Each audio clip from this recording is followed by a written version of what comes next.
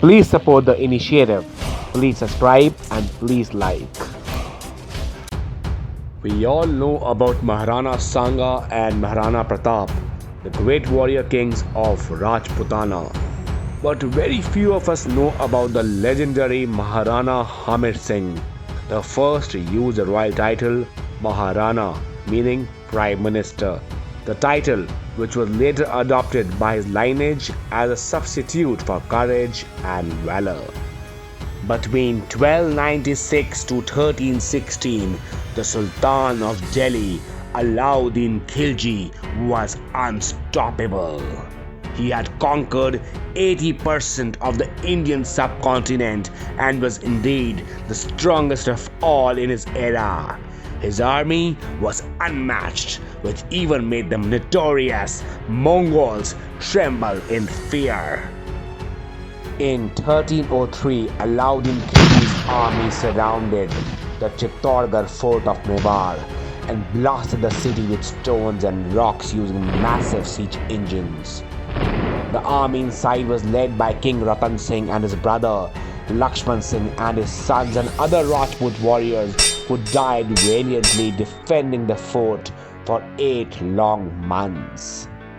The Khilji Sultan entered the fort and ordered mass genocide of the captured soldiers. He then looted the city of its wealth, leaving it in ruins. Under the governance of Raja Maldeo of Jalore as the new governor of Mewar. Mewar, now in ruins and without any standing army, was at the mercy of dacoits and robbers. Raja Maldeo, the governor in charge, paid no heed in saving or resettling the survivors. But the dynasty of Mewar had the blood of Bappa Rawal in their veins, the founder of Mewar, who defeated the undefeatable Muhammad Qasim and repelled the Arab expansion in India in the 8th century. Therefore, the survivors, even after losing everything, did not lose hope and continued small skirmishes using guerrilla warfare against the Khiljis and their supporters. The guerrilla troops were led by one of the surviving sons of Lakshman Singh named Ajay Singh. Now, Ajay Singh had a nephew named Hamir Singh, whose father too had died during the siege of Chittor. This young lad exhibited promising signs from a very young age. He was an excellent swordsman and an ace archer. In his mid-teens, he displayed great valor while leading guerrilla troops against the notorious king belonging to Kantalia named Munja Balecha, who had caused chaos in Mewar. This ruthless raider was ambushed and subsequently killed by Hamir Singh himself, who fired a fatal arrow which pierced through his heart. This act brought great fame to Hamir Singh, and being from Rawal bloodline, people started to look upon him as a new rising hope for Mewar.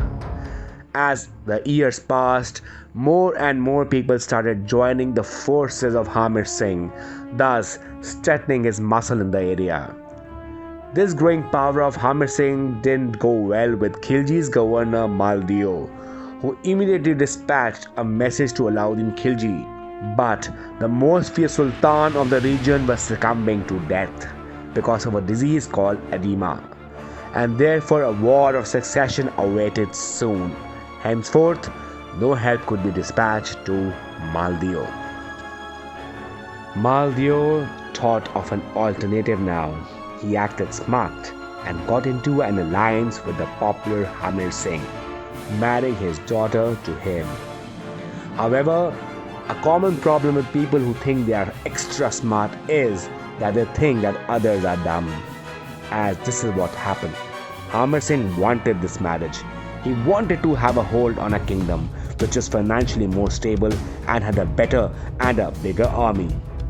After marrying his daughter, in 1326, Hamir Singh, as the head of the army, staged a coup against Maldeo and declared himself as the king of Mewar, bringing Jalore under his dominion. The new title adopted by him was Maharana. As Mewar started to rebuild into a strong Rajputana empire, 600 km away in Delhi, Muhammad bin Tughlaq declared himself as the new Sultan. His army was a passed-on army of Alauddin Khilji and his father Ghiat al-Din Tughlaq, the brilliant general of Alauddin Khilji, known for defeating Mongols. Therefore, in his time, he commanded the most lethal armed forces in Asia. Moreover, he was much more ambitious than Alauddin Khilji. The moment Muhammad bin Tughlaq was in control, he started sending ambassadors to all those kingdoms who declared themselves independent after the death of Alauddin Khilji. The objective was simple: submit to the new Sultan or suffer his wrath. Most did accept his suzerainty, but Mewar refused. Hamir Singh now held a powerful army and was financially sound. Moreover, he was confident of himself and was well versed with guerrilla tactics, unlike his predecessors. The refusal of Hamir Singh was an act of defiance to the Emperor Muhammad bin Tughlaq, and so, as to teach a lesson to the Mewar icon, he gathered a massive army and marched for Mewar.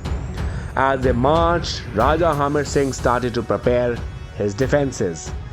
He knew that the best way to counter the massive army of the Turkish Sultan is guerrilla warfare. So, he laid traps, employed scorched earth tactics, meaning burning and destroying food in between the route to Mewar. He poisoned water wells, evacuated villages in between, and prepared ambushes and surprise attacks. Muhammad bin Tughlaq did not expect this, and his army was constantly harassed and assaulted by the battle tactics of Rana Hamir Singh, thus losing huge numbers in the process. The army was demoralized, they were hungry, they were exhausted, but were forced to keep on marching towards Mewar. What they needed now was one last blow. As the Sultanate army reached close to Mewar, Tughlaq's general demanded rest and sleep before the attack on Mewar begins. They camped and fortified the site with wooden stakes and watchtowers. The Sultan Muhammad bin Tughlaq was confident that now, since they have reached so close to Mewar, the Rajputs would prefer to fight from within their fortified walls rather than an open attack. But the out-of-the-box thinker, the legendary Hamir Singh, thought otherwise. He knew that Tughlaq's army is tired.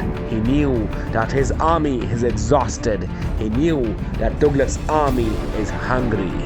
Moreover, it was a sky with no moon, hence it was darker. His raw instinct pushed him to strike at night. He ordered and led a small army of his best warriors dressed in black, camouflaging with the surrounding, and silently encircled the camp. They then, in darkness, started sneaking into the camps, one by one, eliminating the night guards. They then quietly entered into the pavilions and started slaughtering Tughlaq's army in their sleep. Soon an alarm was raised, but the Sultanate army could not react or counterattack amid the chaotic confusion caused by the Rajput warriors under Hamir Singh. The Sultan's army were killed and burnt in heavy numbers, forcing Muhammad bin Tughlaq, the Sultan, to surrender. Muhammad bin Tughlaq was kept as hostage for 3 months, and he was released at a massive ransom and a treaty that he would give complete independence to Mewar and siege Ajmer, Ranthambore, Nagaur and Suspur to Mewar. Maharana Hamir Singh thus re-established Mewar into a massive stronghold. Later, Feroz Shah Tughlaq also tried conquering Mewar but was unsuccessful. Hamir's dynasty produced great warriors like Rana Kumbha, Rana Sanga and Rana Pratap, all known for their valor and fighting spirit. Mewar remained untouched and independent for another 300 years until Amar Singh and Mughal Emperor Jahangir sign a peace treaty with each other. Please support the initiative. Please subscribe and please like.